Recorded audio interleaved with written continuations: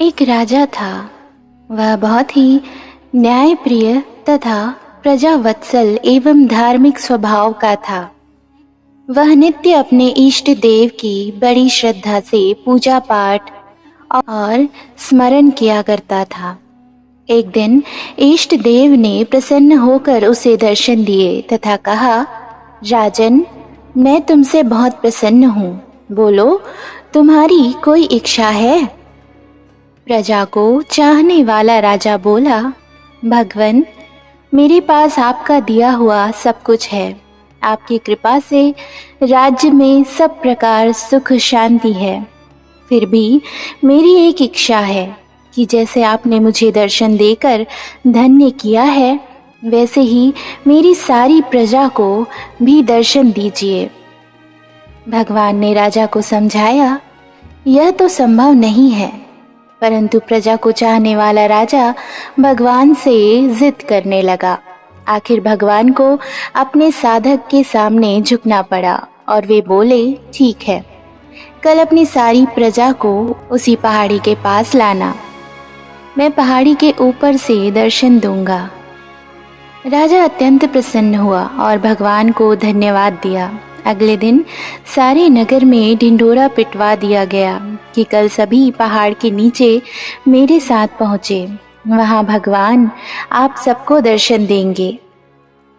दूसरे दिन राजा अपने समस्त प्रजा और स्वजनों को साथ लेकर पहाड़ी की ओर चलने लगा।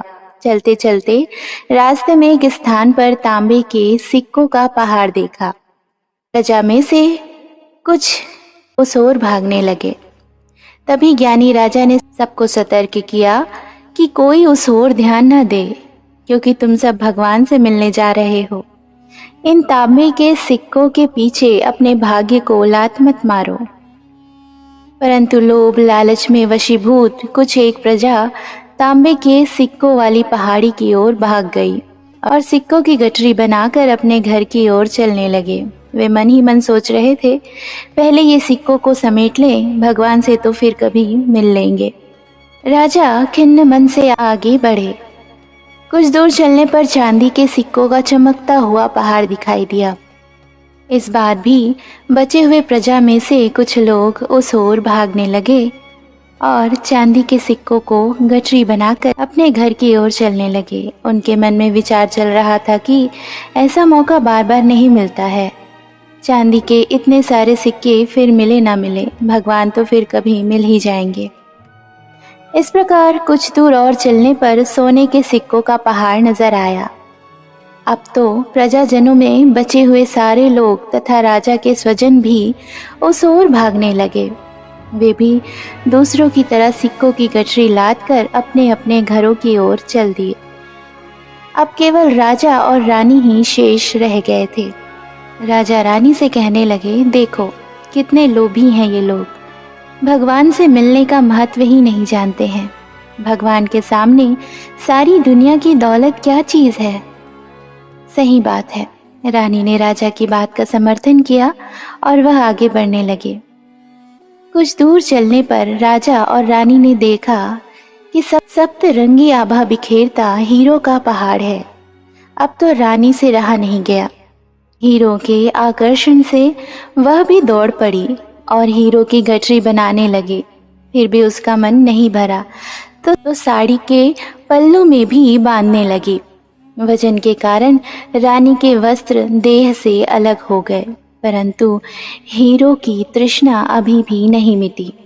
यह देख राजा को अत्यंत ग्लानि हुई और विरक्ति हुई। बड़े दुखद मन से राजा अकेले ही आगे बढ़ते गए। वहाँ सचमुच भगवान खड़े थे और उसका इंतजार कर रहे थे। राजा को देखते ही भगवान मुस्कुराए और पूछा, कहाँ है तुम्हारी प्रजा और तुम्हारे प्रियजन?